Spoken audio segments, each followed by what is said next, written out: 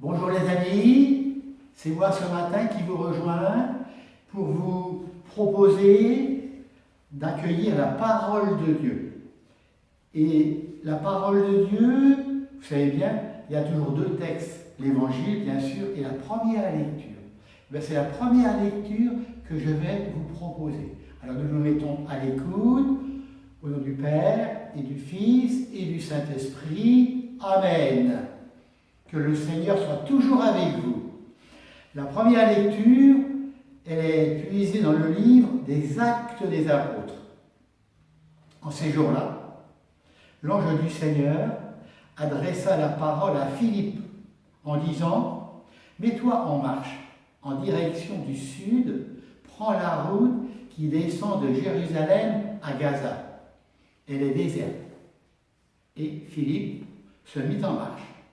Or, un Éthiopien, un eunuque, haut fonctionnaire de Candace, la reine d'Éthiopie et administrateur de tous ses trésors, était venu à Jérusalem pour adorer. Il en revenait, assis sur son char, et lisait le prophète Isaïe. L'Esprit dit à Philippe, « Approche et rejoins ce char. » Philippe se mit à courir, et il entendit l'homme qui lisait le prophète Isaïe. Alors il lui demanda, « Comprends-tu ce que tu lis ?» L'autre lui répondit, « Et comment le pourrais-je, s'il n'y a personne pour me guider ?» Il invita donc Philippe à monter et à s'asseoir à côté de lui.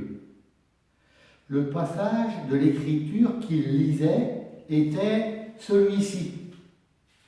Comme une brebis, il fut conduit à l'abattoir, comme un agneau muet devant le tondeur. Il n'ouvre pas la bouche. Dans son humiliation, il n'a pas obtenu justice. Sa descendance, qui en parlera? Car sa vie est retranchée de la terre.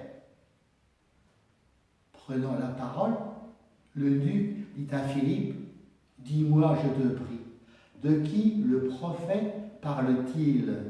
De lui-même ou bien d'un autre ?»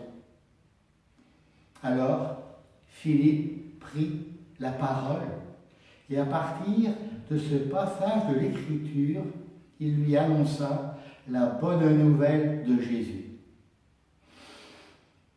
Comme ils poursuivaient leur route, ils arrivèrent à un point d'eau, et l'eunuque dit, « Voici de l'eau. Qu'est-ce qui empêche que je sois baptisé ?» Il fit arrêter le char. Ils descendirent dans l'eau tous les deux, et Philippe baptisa l'eunuque. Quand ils furent remontés de l'eau, l'Esprit du Seigneur emporta Philippe. L'eunuque ne le voyait plus, mais il poursuivait sa route, tout joyeux. Philippe se retrouva dans la ville d'Asdod. Il annonçait la bonne nouvelle dans toutes les villes où il passait, jusqu'à son arrivée à Césarée. Parole du Seigneur. Nous rendons grâce à Dieu. Les amis, je vais m'asseoir pour faire un petit commentaire.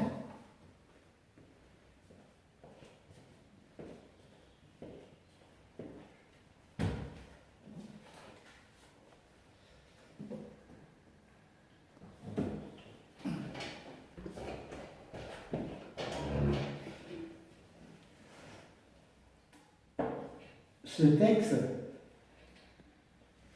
qui est donc un passage du livre des Actes des Apôtres, est proposé aux parents qui demandent le baptême. Donc, quand les parents viennent demander le baptême, on leur donne ce texte-là, puis ensuite, avec les responsables et puis nous les célébrants, eh bien, on essaye de découvrir quelle est donc la richesse de ce texte, en quoi ça nous parle.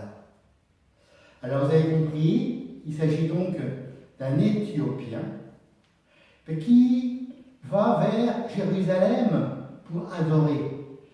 donc quelqu'un, il n'est pas forcément juif, mais il connaît la croyance juive et il utilise le texte de la Bible.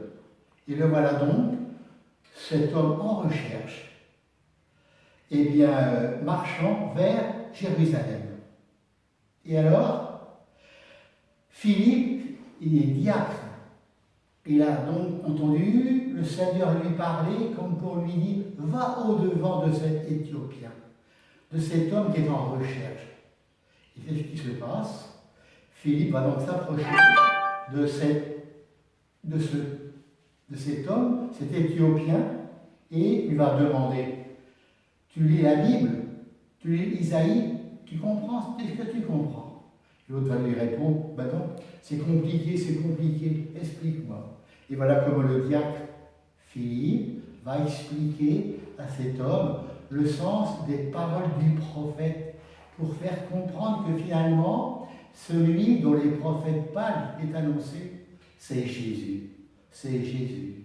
Alors, le diacre Philippe va annoncer la bonne nouvelle de Jésus à cet Éthiopien qui va ouvrir son cœur et qui va choisir d'y croire.